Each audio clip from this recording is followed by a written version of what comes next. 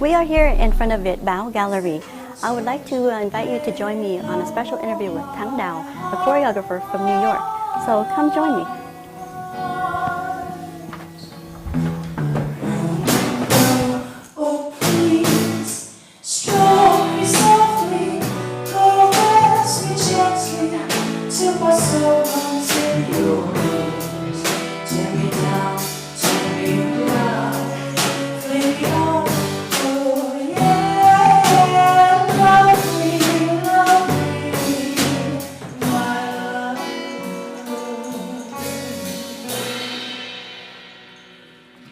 So tell us about your current choreography that you are rehearsing today.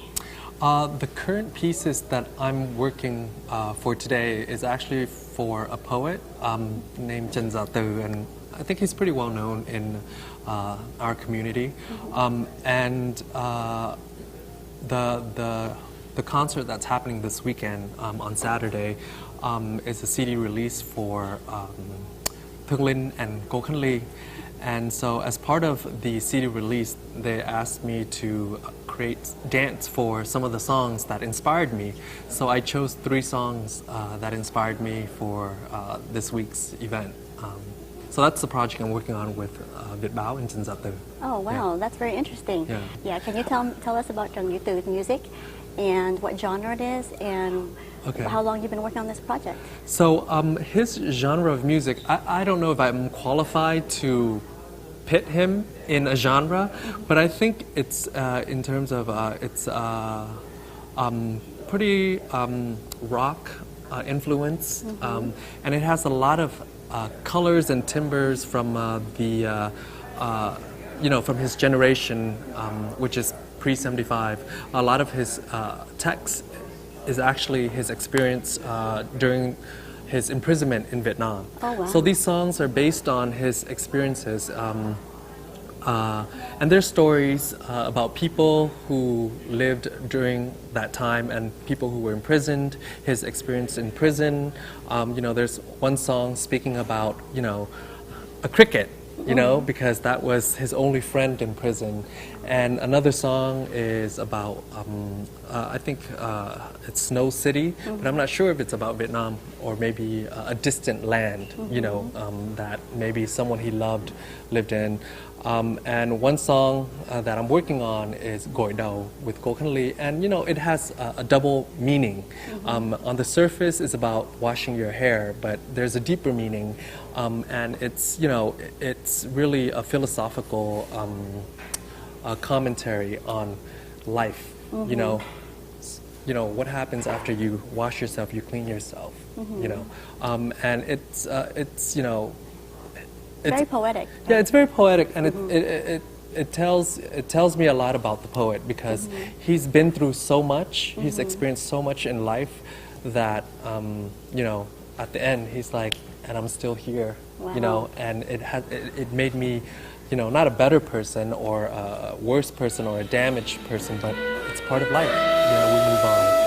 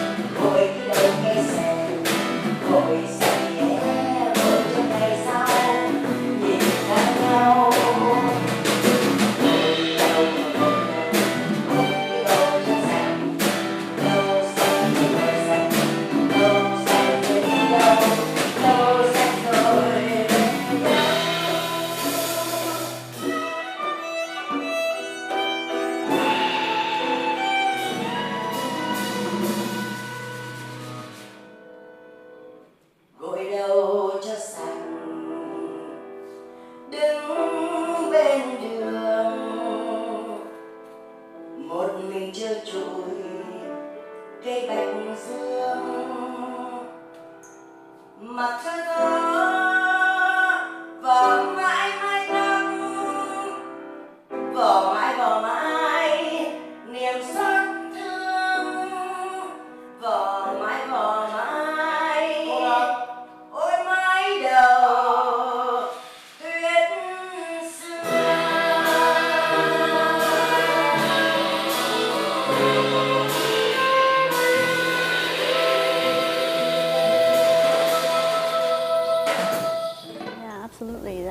amazing. Yeah. That's an amazing story. Thank you.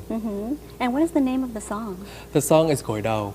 Goi Dao. Yeah, and another one that we're doing is called Ave Maria, and it's about.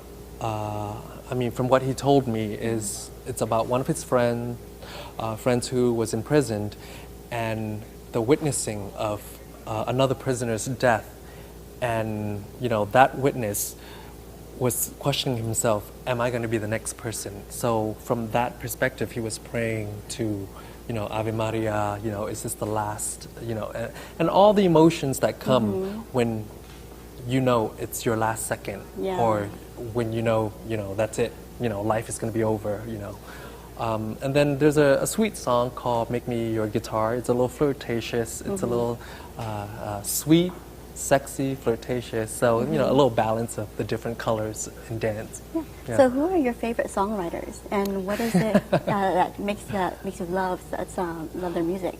I particularly love Jin Gong Sun. I think a lot of people who knows me, they know that I have an affinity for Jin Gong Sun's music because I find it very poetic, and it's it allows you to interpret for yourself. And I think with any writer, with any artist, when you give room for the receiver to interpret, it makes it an even more interesting dialogue. Right. Between the artist and the person appreciating the art. Another person is, Bak Pham Yui. I love his musical scale. It's like from, it's so wide. His range is so wide, and his lyrics are completely different. But it's just as poetic. One is more about life and his experience of Vietnam, his relationship to Vietnam. The other one is about a capsulated time period, so those are my two favorite musicians, songwriters. And Juthu is my newfound because he just started to expose his library of music to us, and he's releasing his CD, so we get a chance to hear what was in his mind, in his heart, and now it's. Yeah, that's very wonderful that he's able to share that with us. Yeah, absolutely. And so you are a trained dancer in the Western world. Yes. So how did you develop this love for Vietnamese music? After college, I was very, I did ballet. I joined a modern dance company, so the journey, the path that I took was very westernized.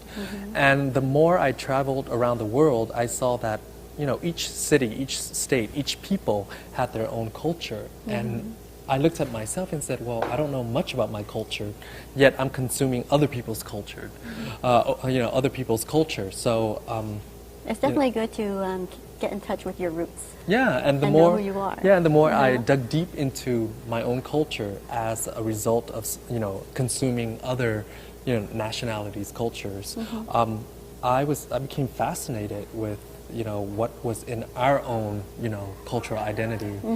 So. Well, that's great.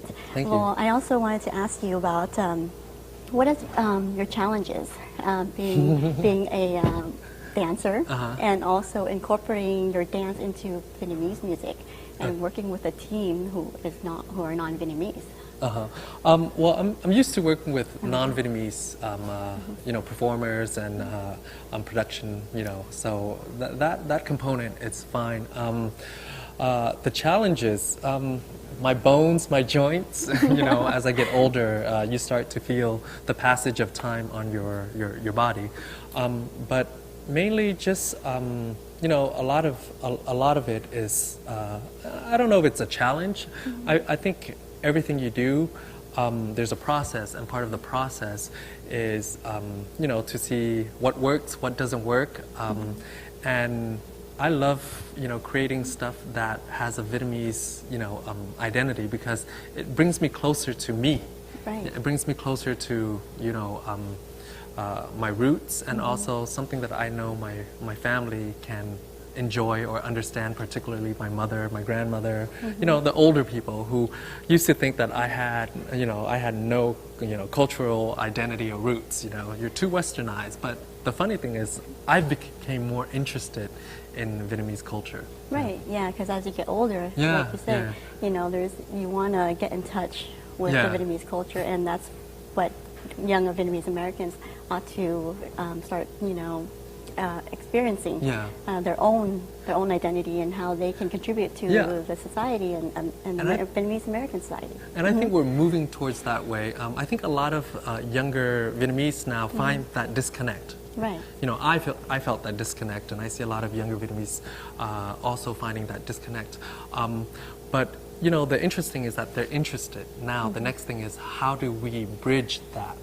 To provide something that they can consume, that they can relate to, while injecting our identity and our cultural roots. Right. Yeah. And so I have also learned that you have choreographed contemporary dance with classical music. Yes. So what was the thinking behind all that? Well, that's just part of your training.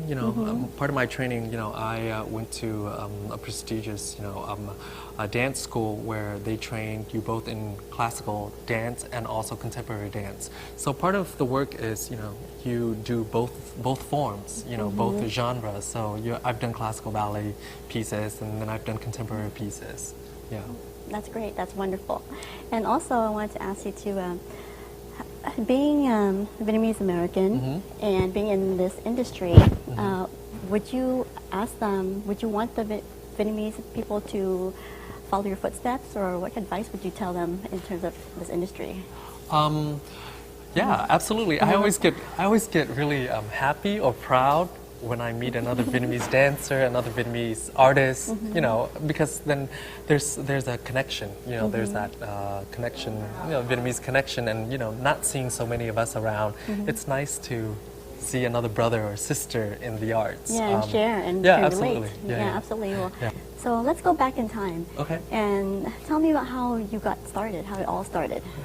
Oh, it all started from MTV. MTV? Yeah, watching, Janet Jackson, Paula Abdul, just music videos when I was younger, and I always knew I enjoyed watching it and anticipated their next videos so that I can learn their dances. So in your body you felt like you wanted to move with the I just wanted videos. it was just so much fun, so I'm like, okay, I was young, I just liked anything fun, and to me that was fun. So how old were you? I was 13, 14, 15, around there.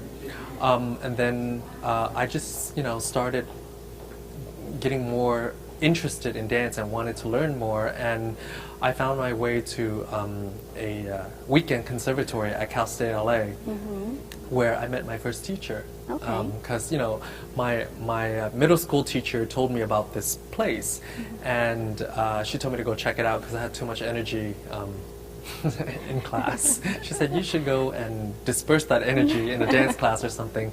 And there's this weekend conservatory dance class. So, I went there, and I thought it was, they were going to teach me, hip hop and, Janet Jackson moves and video dance. And when I got there, it was none of that. Not what you expected. It was modern dance, and I'm like, oh, but this doesn't look modern. I didn't understand what they meant by modern dance. What was the codified meaning of modern dance? And the teacher said, I know you're having trouble with this class, but you should come back next week. It gets easier. And so I'm like, okay. I came back, and the longer I stayed in that class, the more I realized how much I loved it. And video dance and hip hop kind of shifted slightly, out of my, my perspective. And that's how I started. And then I auditioned for a arts high school to continue, to consume more dance classes and get more training as a way to not go to a public high school. I see. Yeah. So right after high school, you went straight into dance school? Yeah.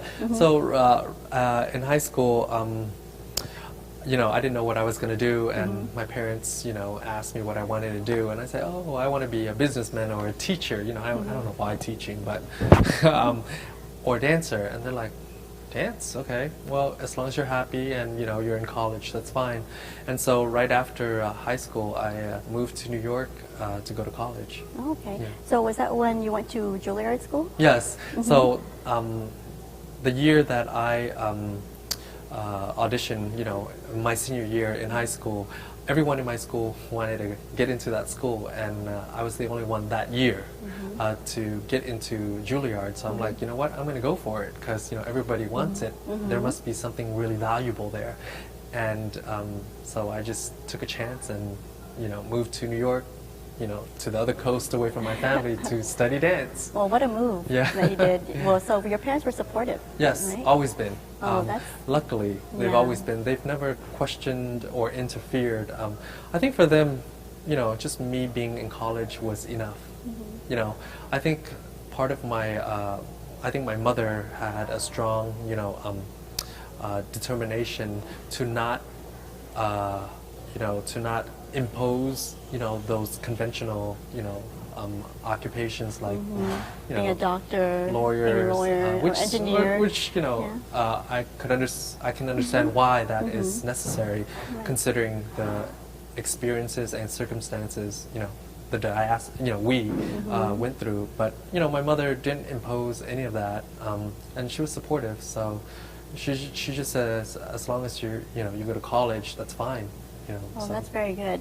You're very lucky because a lot of the times, going into the arts, it's a challenge for a lot of parents to accept for their children into arts. But coming from an open mind, like your mother did, that was actually a really good thing. I totally understand where the parents come from. I met a lot of kids who asked me that question, like, I really love doing this, but my parents want me to go into law, go into medical because it's more stable. And that's the parents want the children to have the best future because every parent wants their kids to succeed. Yeah, succeed, be stable, and it comes from a past that influences how they see the world. And so I always tell the young kids, I said, you have to understand your parents first.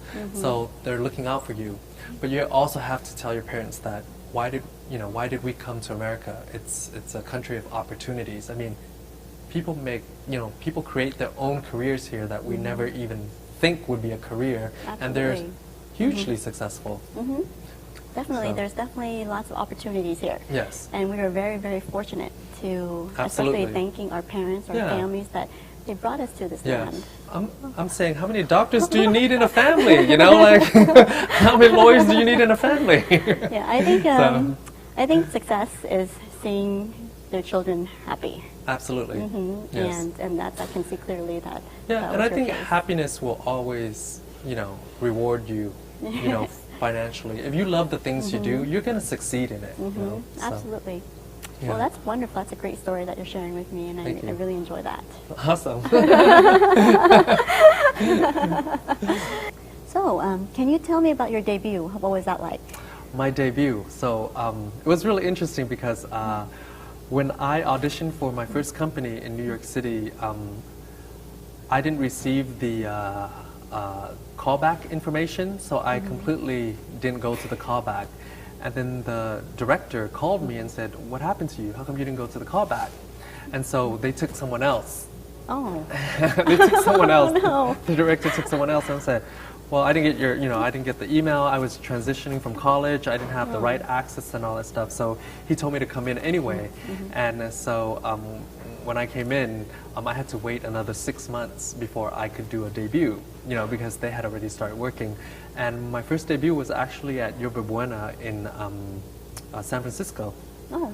Yeah. So and it was fantastic. It was so exciting because I was 21. I just got a job. All this hard work, and I'm performing at a big theater in San Francisco. So how did it feel to be on stage in front of all these people? It felt amazing.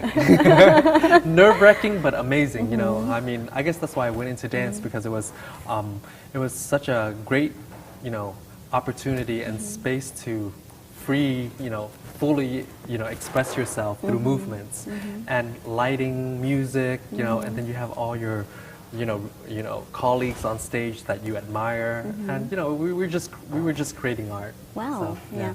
So can you tell me a little bit about modern dance? What exactly is modern dance? So modern dance is so the term modern dance was actually a reaction to classical ballet. I think in the in the early 1900s, all the way up to 1920s, I think.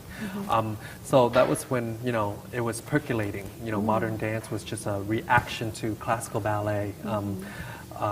You know, the strict, the confined, the, you know, the classicism of classical ballet. And modern dance was born out of, in America. It's an American art form. And it was just a reaction to, you know, the strictness, you know, Is that what they call classical vocabulary? Well, classical vocabulary is, I mean, it gets switched back and forth. Like classical ballet, you know, the classical terms, you know, are what's, you know, what we, what's from, you know, classical ballet of the 14th century, 15th century. And there's also classical modern, and classical modern is that period also. So it's, you know, it's classic because, you know, we refer to it.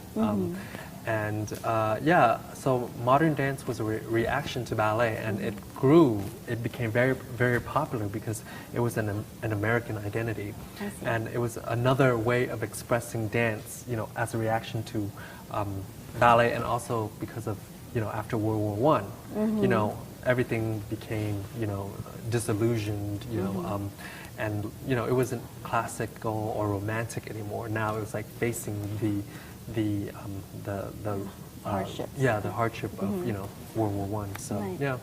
So what is was it movement language?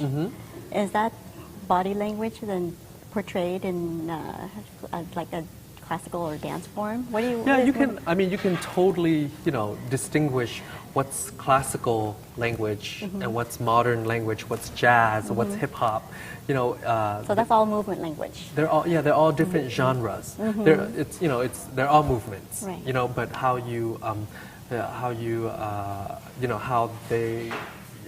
You know, their genres, you know, like the different styles, like jazz, there's a certain distinction that tells you, oh, that's jazz dance, just like jazz music. Classical ballet, you look at it, you can tell, oh, that's classical ballet, just like classical music. There's, you know, modern music, modern dance, you know, they have their, you can tell by the body, you can tell by the movement, you can tell by, you know, the technique.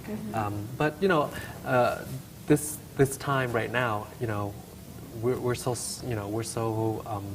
interested in everything that, you know, we draw a little from here, a little from there, and then we use those foundations to, you know, create, you know, our own, not language, but our own voice. Right. Yeah. Is that how you created your dance with Vietnamese music? Oh yeah, absolutely. Yeah. Well, you know, the more, you know, I love Vietnamese music, so when I listen, you know, a lot of things go in my head, you know.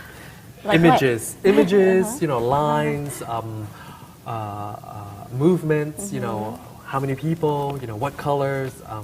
So, you know, and that's just not with Vietnamese music, it's also classical music, any kind of music that is inspiring.